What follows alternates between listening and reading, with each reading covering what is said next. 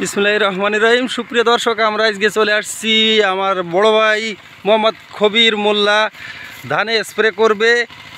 বিষ তো আমাদের গায়ে চলে আসতে পারে, ধানে স্প্রে করবে, যার কারণে আমরা দেখাবো আজকে কতদিন বয়স খবির ভাই ধানের, বিস্তারিত আমরা শুনবো। আসসালামু আলাইকুম খবির ভাই। ওয়ালাইকুম আসসালাম। ভাই ভালো আছেন? আলহামদুলিল্লাহ। কি ধান লাগাইছেন এই বছর 2025 সালে? লাগাইছি রড মিনিকেট।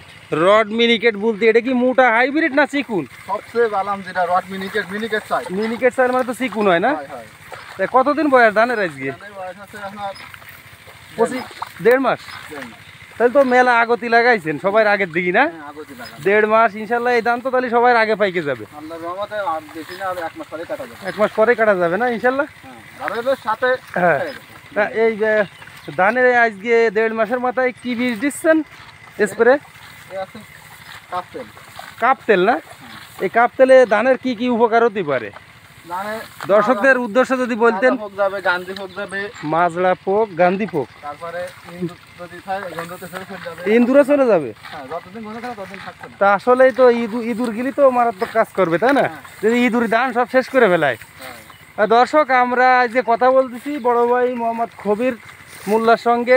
কতটুক জায়গায় ধান চাষ করেছেন? 4.5 বিঘে মোট না?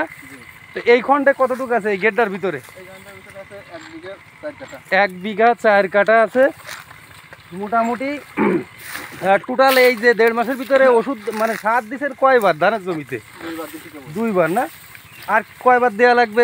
থোড়া সামুকি আর একবার অনলি, তাই তো? তারপরে কিছু দেওয়া লাগবে না? আর একবার স্প্রে করলে হয়ে যাচ্ছে। সেটা হচ্ছে এই পোকামাকড় দমনের জন্য। তাহলে ধানটার নাম কি যেন বললেন? মিনিকেট, রড মিনিকেট। হ্যাঁ দর্শক, রড মিনিকেট ধান কত সুন্দর দেখতে পাচ্ছেন। এই গেটটায় পুরো সুন্দর ধান খবিরদার 2025 সালে। আসলে ফেব্রুয়ারি মাসে ভিডিওটা আমি করতেছি আজকে, যে রড মিনিকেট সুন্দর ধান লাগাইছে খবিরদা। সুন্দর ফার্স্ট ক্লাস ধান হয়েছে গেটের ভিতরে। রড মিনিকেট খবিরদা কতটুকু জমি বললেন জানো এই জায়গা? 1 বিঘে 4 কাঠা। তা বিঘায় কি 40 মন আসবে ধান আশা করা যায়? হ্যাঁ হ্যাঁ হ্যাঁ, মিনিকেট ধান একটু কম হতে পারে না? 30-32 মন ধান মিনিকেট। আর মিনিকেট ধানের তো দাম বেশি, তাই না রড মিনিকেটের? হ্যাঁ, 1200 টাকা মন। অন্য মোটা ধানের থেকে চিকুন ধানে 200 টাকা 250 টাকা বেশি থাকে, তাই তো মন প্রতি? তো দর্শক, আমরা কথা বলছিলাম আমাদের যশোর জেলার অভয়নগর থানার 8 নং সিদ্ধিবাসা ইউনিয়নের 2 নং ধুল গ্রামের পরিশ্রমী এবং সৎ একজন কৃষক এবং কঠোর পরিশ্রমকারী আমাদের বড় ভাই মোহাম্মদ খবির মোল্লার সঙ্গে 4 বিঘা 2025 সালের 4 বিঘা ধান চাষ করেছে। তা আসলে যেটা আপনাদের মাঝে তুলে না ধরলে নয়। অর্থাৎ খবির ভাই, আপনার কাছে প্রশ্ন ছিল, কোনো কৃষি অফিসার কি আপনার জমিতে এখনো কোনোদিন আসে? কোনোদিন আসে না, কোনো খোঁজ নেয় না, কোনোদিন আসে না। ঠিক আছে, আমরা অবশ্যই উপজেলা পর্যায়ে জানাবো কৃষি অফিসাররা কেন আমাদের কৃষকদের জমি দেখভাল করে না, সেই বিষয়টা আমরা অবশ্যই আলোচনা করব কৃষি অফিসারের সাথে। আর কীটনাশক বীজ এগুলো কি কোনোদিন ফ্রি পাইছেন সরকারি বতুর কি? কোনোদিন খোঁজ নেয় না, ফ্রি রাখতে কোনোদিনও খোঁজ নেয় না। ধানও পাওনি 1 কেজি, অনেকে যারা ধান না করে তারাও পায়, যারা ধান করে না তারা পায় 4-5 কেজি। ঠিক আছে, এই বিষয়টা অবশ্যই দেখবো। চেয়ারম্যান, ইউনিয়ন চেয়ারম্যান প্লাস উপজেলা কৃষি অফিসার যারা আছে অবশ্যই আমরা সেইখানে জানাবো। কৃষি অফিসারের ফোন নাম্বার নিয়ে অবশ্যই জানাবো যে আপনারা এই ভুলটা বারবার করতেছেন। অরিজিনাল কৃষকরা সার, ধান, বীজ, কীটনাশক পাচ্ছে না। যারা ধান চাষ করে না, জীবনে ধান চেনেই না, তারাই পাচ্ছে 4-5 কেজি এর ফ্রি ধান কীটনাশক। রাজমিস্ত্রি, কাঠমিস্ত্রিরা পাচ্ছে, তাই না বতুর কি? ঠিক আছে, আমরা অবশ্যই চেষ্টা করবো এটা যাতে ঠিক হয়ে যায় এবং আপনাদের লিস্ট দিয়ে দেবো যে কোন কোন কৃষক আমাদের 8 নং সিদ্ধিবাসা ইউনিয়নের 2 নং ধুল গ্রামে এখনও সরকারি বতুর কি পায়নি, এবং যারা এই ধান চাষের সাথে জড়িত না তারাই পাচ্ছে। দুঃখজনক ব্যাপার, অবশ্যই কষ্টের ব্যাপার। এটা খবির ভাই বলতেছিল, তো দুঃখজনক ব্যাপার। আমরা অবশ্যই দুঃখ প্রকাশ করতেছি খবির ভাইয়ের জন্য।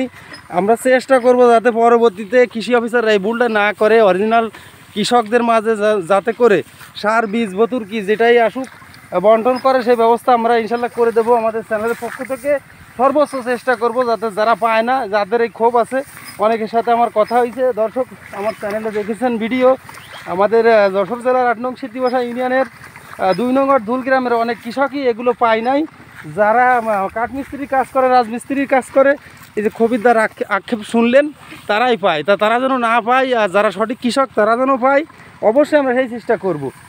তা খবিরদার যে ধান চাষ দেখাচ্ছিলাম আমাদের যশোর জেলার 8 নং সিদ্ধি বাসা ইউনিয়নের 2 নং ওয়ার্ড ধুলগ্রামে খবিরদার আসলে কঠোর পরিশ্রমকারী একজন কৃষক।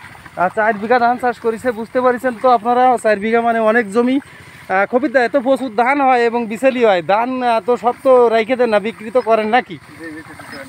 গরু আছে কয়টা আপনার? গরু সাইড দিয়ে বিচেলি তো অনেক হয়, মানে গরুর জন্য রাইখে বাকিগুলো কি বিক্রি করে দেন? না, কোনো বিক্রি হবে না, ব্যস্ত কার কাছে। সব গরুর জন্যই? গরু একটা জায়গা আরো সাইডে কেন? ও, গরু দেখায় সব না? সব গরু ধান তো বিক্রি করা হয় নাকি? ধান বিক্রি করে। ধান প্রচুর ধান হয়, 4 বিঘা জমিতে প্রায় 150 মণ ধান তো হবে, তাই না? ইনশাল্লাহ 150-200 মণ না? 150-200 মণ ধান হবে, নিজে খাওয়ার জন্য রাইখে বাকিটা বিক্রি করে দেন, তাই তো? তা খবির ভাই, আপনাকে অনেক অনেক ধন্যবাদ আমাদের চ্যানেলের পক্ষ থেকে, ভালো থাকেন। হ্যাঁ দর্শক, আমরা কথা বলছিলাম আমাদের বড় ভাই খবির মোল্লার সাথে।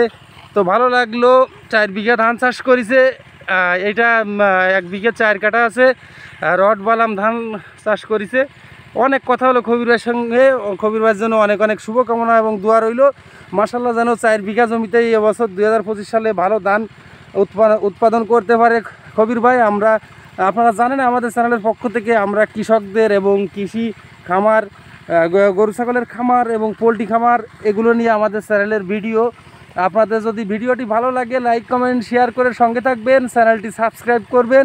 তো পরবর্তী কোনো এক ভিডিওয় কথা হবে ইনশাল্লাহ। সবাই ভালো থাকুন, প্রতিবেশীর সঙ্গে ভালো ব্যবহার করুন এবং সবাই সবার সঙ্গে সম্পর্ক ভালো রাখুন। আল্লাহ হাফেজ।